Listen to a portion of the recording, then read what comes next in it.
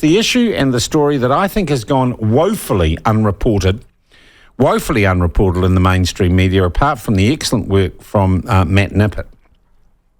And it involves the funding at the last election, and I presume ongoing funding, of Te Pāti Māori, the Māori Party, which appears to have got almost all its money from its party, its chair or president, who is John Tamahere.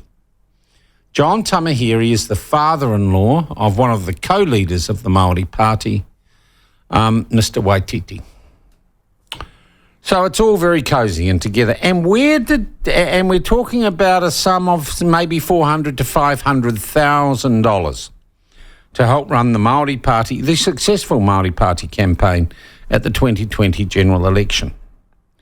Well, investigations have shown that that money was largely provided by Mr. Tamahere as chair of the party. But the question Matt Nippert asked and many others asked was, where did he get the money from?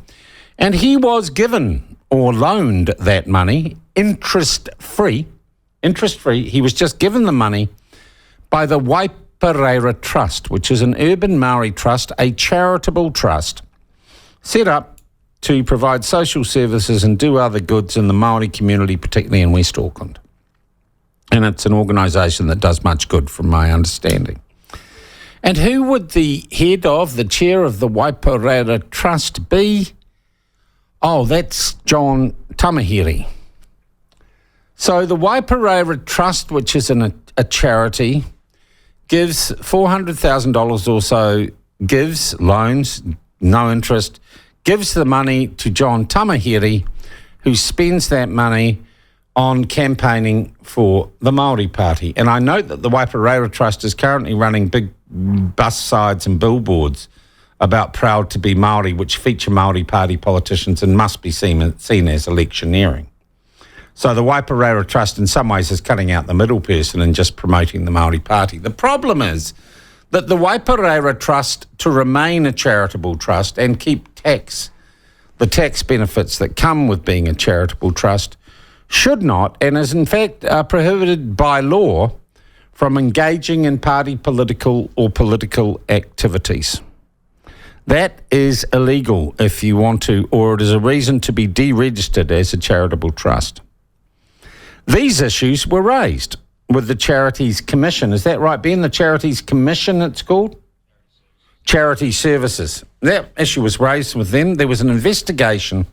And last week, and Matt Nippert reported it brilliantly, basically, Charity Services said, look, to the Waipareira Trust, look, you really shouldn't have done that. You need to get all this money back that you gave to John Tamahere. You need to get that back. Or otherwise, well, I don't know, or otherwise what? They'd already broken the law, hadn't they?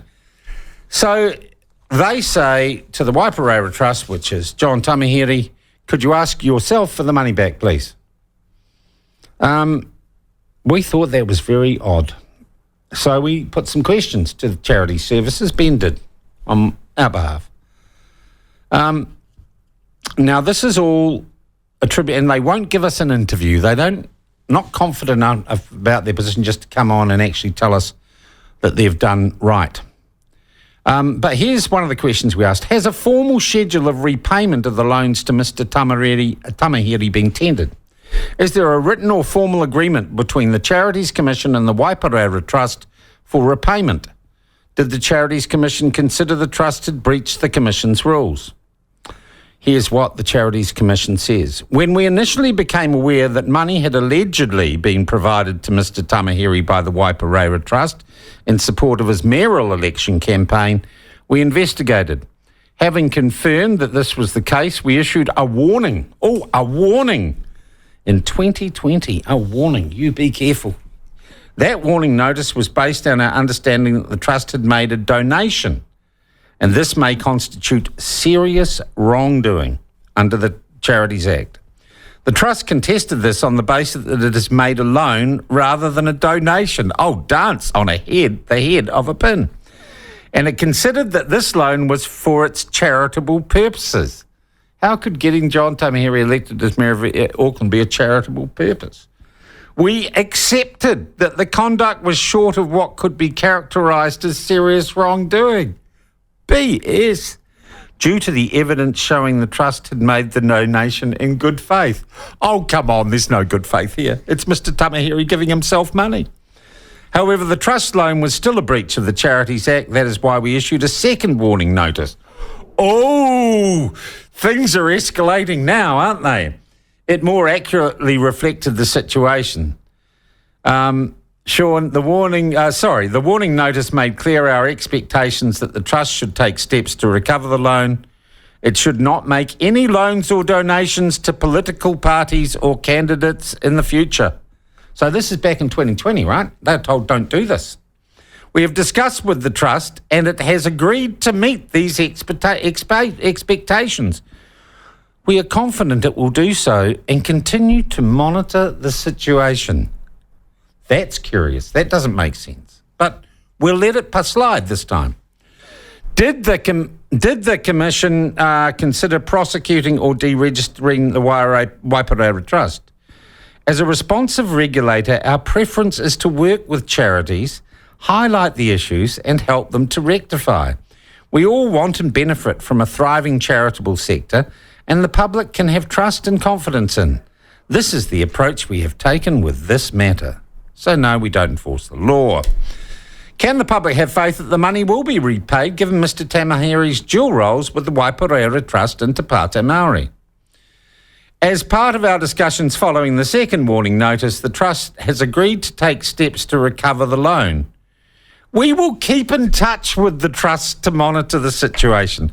So I read that as fat chance, snowball's chance in hell. Can the Charities Commission confirm that the bulk of the Trust's income comes from government sources? Oh, and then that's publicly available. Well, of course it does. So here's the rub in all this. The Waiparaira Trust, which does do some good works, gets most of its money as grants and contracts with government agencies, many of them Māori-specific government agencies to provide health and provide welfare and other things. So it's essentially a government-funded charity, right? A government-funded charity. And it is, so that's your money, government money, that's taxpayers' money. It's taking that money, Mr Tamahiri's taking that money, he's loaning it to himself and then running a political party with it. That's what he's been doing. There's no way that's not bent or corrupt. But the Charities Commission says we're not really going to apply the rules here. We're not really going to do anything. And there is no enforcement. In that statement we have, there is no enforcement happening. There is no demand for repayment from Mr Tamahiri. He gets away scot-free. Now, I've got no problems with John Tamahiri being involved in politics or anyone. It's your right in a functional democracy. What I do have a problem is paying for it as a taxpayer and having rules about charities that the Waiparaira Trust or don't seem to be applied to the Waiparaira Trust. So I say something has to be done about this, and I want to know if this is because the Charities Commission has been so negligent in its duty of upholding the law. Is there anything stopping this happening again for this election? Or is the Waiparaira Trust now just a de facto branch of the Māori Party with tax-free charitable status? That's why this story is absolutely a scandal. It's why John Tamahiri must front on this story and explain himself. And it's why the charity services and the government and you, the taxpayer, must demand that money is returned to the Waiparaira Trust or paid back, or that the trust itself is deregistered as a charity. That can be the only right outcome. Only right outcome.